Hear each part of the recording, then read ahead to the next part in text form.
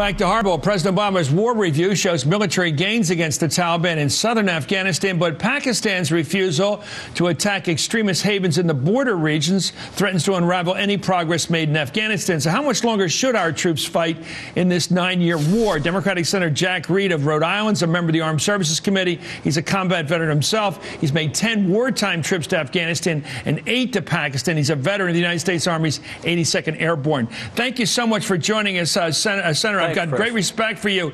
My trick question, it's a trick question because it's trick reality. I don't know how many years we're going to stay over there, but how can we ever win if we stay 20 years with al-Qaeda hold up in Pakistan? Well, first, I have to correct the record. I'm not a combat veteran. I have great respect for combat veterans. I spent 12 years in the Army, but just for the record, we have to make sure that the Pakistanis cooperate with us. And frankly, one of the issues there is that they consider some of these extremist groups as strategic assets, not liabilities. We have to convince them that they're liabilities to their own government. But we have made some progress to get them to go into the tribal areas. But I think the important point to emphasize and re-emphasize in the president's comments is that he is committed to a July 2011 transition point where our troops begin to come out. And that is key. He does not see a long-term significant U.S. presence in the region. He sees a presence, but not the kind of combat presence we're seeing today.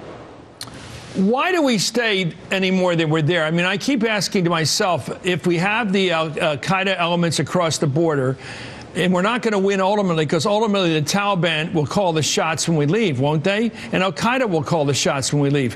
What influence can we have once we pull out in strength? Well, I think this might be seen as transitioning to a mission of really counterterrorism, directed at those Taliban elements that are still supportive and connected to al-Qaeda and the al-Qaeda elements. We can't forget the fact that even though the Pakistanis are not taking as much action as that we'd like against these elements within Pakistan, we are continuing to use predator attacks, drone attacks to disrupt and to destroy al-Qaeda elements. We're still looking and putting a lot of pressure on them. So we are not abandoning the field to al-Qaeda, but we can do it, and I think we ultimately have to do it with a much smaller footprint. And the president, I think, believes that also.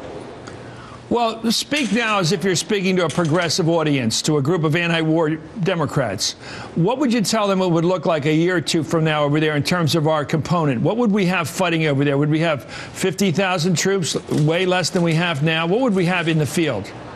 Well, the first thing I would say is we are there because that's where al-Qaeda mounted their attacks against the United States. We have a real mission there. It's continuing. Second, we're going to begin a withdrawal.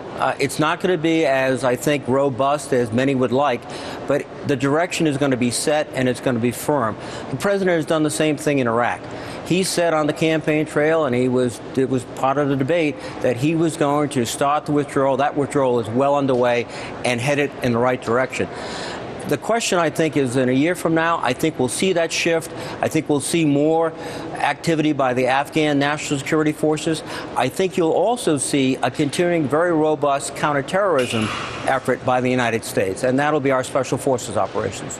Well, right now we've got a brand new poll, Senator, at Washington Post, ABC poll, joining our other poll that says 60% of Americans believe the war in Afghanistan, here's a tough assessment, is not worth fighting. 54% want troops to start withdrawing next July. 27% want to draw on even sooner than that. I guess the question that liberals and progressives will ask is it going to be a rapid withdrawal, a steep decline in our force level, or is it going to just drag on like Vietnam did? I don't think it's going to be as rapid, frankly, as people would like to see. I'll be very candid. But I think once that direction is set, it will be in that direction. It won't be equivocating. And I think we're based upon conditions and many conditions. But again, you know, the president inherited an operation that was under-resourced, mismanaged because of Iraq for many years. I think he's got the right strategy, and it's going to be a difficult strategy to carry out, but it is the right strategy. Thank you so much, Senator Jack Reed of Rhode Island. Happy Christmas to you.